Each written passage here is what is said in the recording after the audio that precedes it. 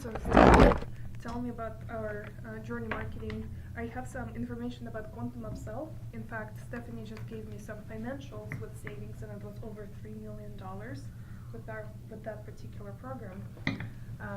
But if you can tell me more about how it works, what our capabilities are, to tell a better story for our business development. Okay, well, let me kind of start from a big picture strategic perspective before we get to the specific programs. Journey marketing as a strategy implies that you understand at what point in the journey your customer or prospect is at. And that can mean lots of different things in different contexts. Are they researching? Are they considering? Are they ready to buy? Are they aware? What's the status of their business? Are they growing? Are they shrinking? Are they a brand new enterprise?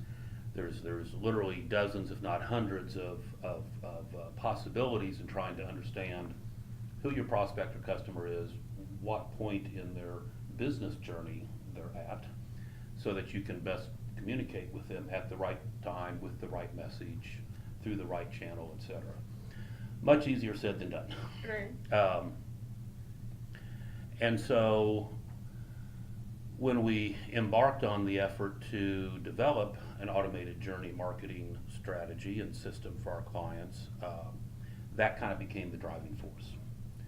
What is available to us that would allow us to listen to our customers and prospects and make sure that we can then collect that data so we do in fact understand exactly where they are in the journey.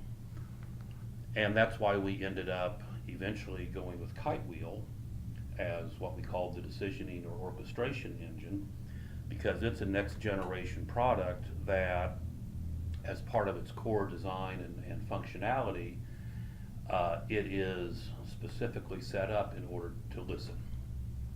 It can listen to any kind of digital platform, so that might be the web, it might be emails, it might be social media platforms, but that also means then that we can set it up to listen to other digital platforms in the sense of, for example, call systems or billing systems or service order systems. All these things that most companies have in place already to serve some specific operational need, we can now listen to those systems as well. We can detect customer or prospect interactions, what the disposition of those interactions are, and then factor that into the marketing strategies and leverage that as part of the overall journey knowledge. Sorry.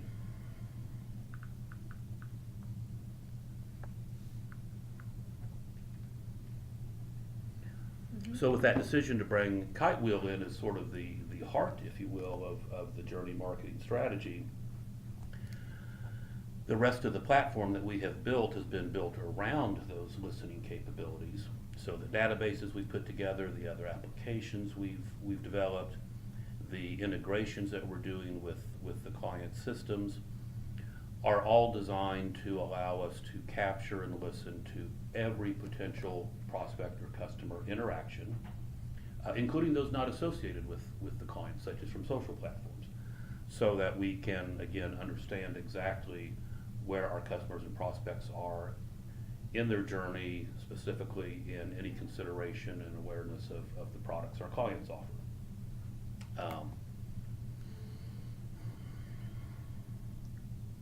I guess that's about it for the big picture. What about non-digital channels? Well, with non-digital channels, such as direct mail, the challenge there is tracking and attribution. Mm-hmm.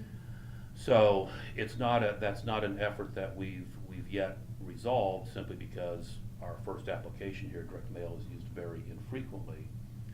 But what's going to have to be done to resolve that in general is to go with some sort of Perl as a communications technique or a contact technique or a unique offer code, some sort of unique digital identifier that we would ask the prospect or customer to then use when they interact with us, whether it's through the web or through a phone call or whatever the case might be, so that we can then track and therefore listen to and know who we're listening to. Mm-hmm. That's the other side of it, obviously, you have to know who you're listening to, Right. in addition to the actual listening. Okay, what about, tell me more about additional systems like call systems, billing systems, etc. So it's not necessarily the marketing channels, but client systems.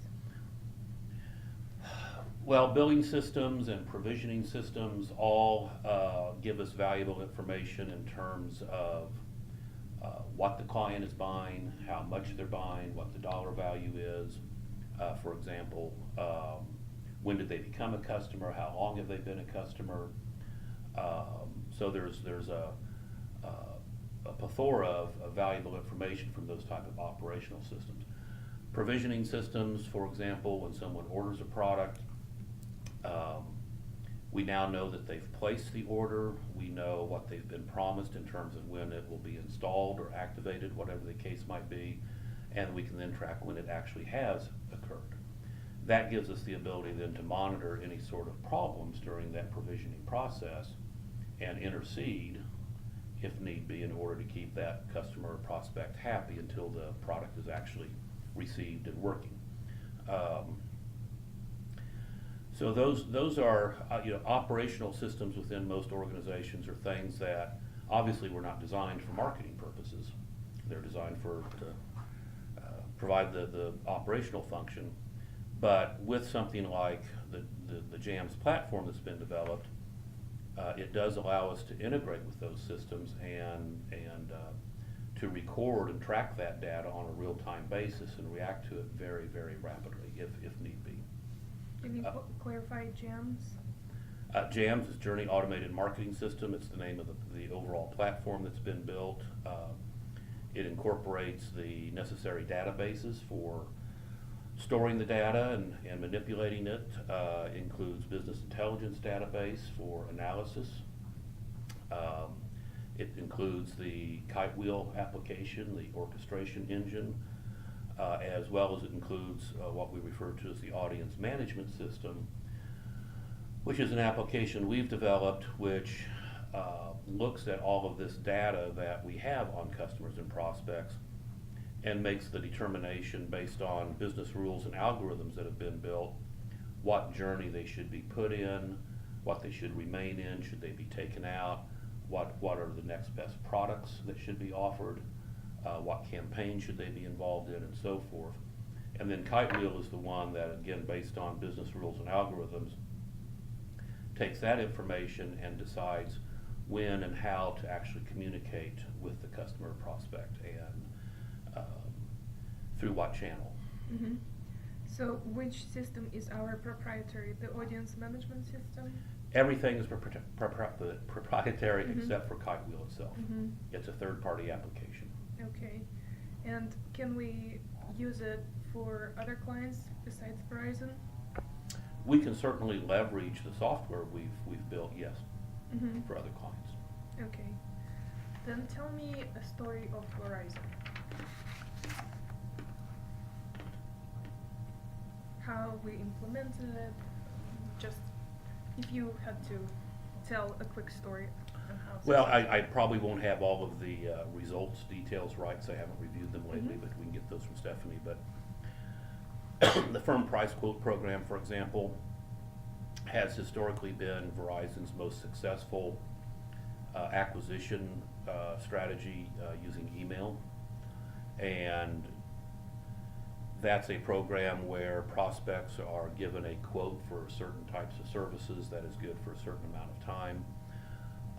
Usually those quotes are generated either digitally through the .com system or through a door-to-door sales channel approach. Historically, those quotes were followed up on with 2 or 3 emails over the course of approximately a month, and the results were very good. We took that program and incorporated it into a journey strategy in which we then contact the people who have received quotes up to 6 to 8 times, depending on their behavior, based on certain landmarks, if you will, in the quote process. How many days are left that the quote is still good for, how long it's been since they received the quote, did they get the quote through the digital platform versus the sales channel. So we're able to tailor the message much more granularly to each prospect. And the result of that has been an increase, I believe, about a doubling of new customers that are generated through that program. Wow. And that's the doubling is what it's in that neighborhood. We'll have to get the Uh-huh. exact number from Stephanie. Okay. So is it only emails? Actually, the FPQ program also has an outbound telemarketing channel in which, for example, if a firm price quote prospect has opened 2 emails but has not yet purchased, that behavior is recorded by Kitewheel. Mhm. And that the business rule then says that if that behavior has been observed, a record is then sent to the OTM vendor to make a call and to try to close the sale on the phone. Okay. Do we have any custom landing pages for them? Not for firm price quote, but we certainly do for the Quantum Upsell program, Journey program. So let's finish firm price first. So far it's only emails and OTM? Yes. Okay. And when did we introduce the program? The Journey FPQ program launched in September of last year, I believe, September of 2017. Mm-hmm. And how many waves did we have? Well, FPQ does not run in waves per Oh, se. okay. It's a continuous program. They generate quotes every day of the week, certainly at least 5 days a week, sometimes more. So we get a data feed twice a week of the quotes that have been generated within the past, roughly 4 days or so. And at that point, they go into the Journey process, which legally the quotes are good for 30 days from the date they've been given. So we have a very narrow time frame in order to communicate with the prospects, recognize their behavior in terms of opens and so forth, and react to that, distribute it to OTM if that's the proper channel based on their behavior, and to close the quote. After 30 days, legally, we can no longer talk to that prospect about anything else. Okay. And then when can we touch them again? 90 days later? Well, we can, it depends. Okay. If, and I'm trying to think exactly how this works legally. If we have information about the prospect that we obtained from a third party, such as a list renewal, we can contact them to our heart's desire on an ongoing basis. If we only have information they gave us with respect to getting a quote, which oftentimes may be the case with the door-to-door, Mhm. face-to-face Mhm. process, we cannot use that information to continue to market to them unless it's about that specific quote. Okay. That's the limitation that the FCC places on Mhm. telecoms in those sort of circumstances. So if we want to contact them later about that quote, we can, but since that quote has expired, your opportunities to do so are very limited. And door to door, they literally have salespeople Yes. who go? Go out Okay. and knock on doors. It's a third-party vendor that they use. But it's business related, right? Yes, this is all Yeah. small Mhm. business, Mhm. yes. Okay. Anything else on firm price quote? I can check with Steph on what it means financially. Yeah, I'll get Uh-huh. the true stats from Steph. I know they were very positive, but I don't recall Mhm. exactly what they have been. That's probably about it on firm price quote. Okay. It's a relatively simple journey, but highly lucrative one. Okay. All right.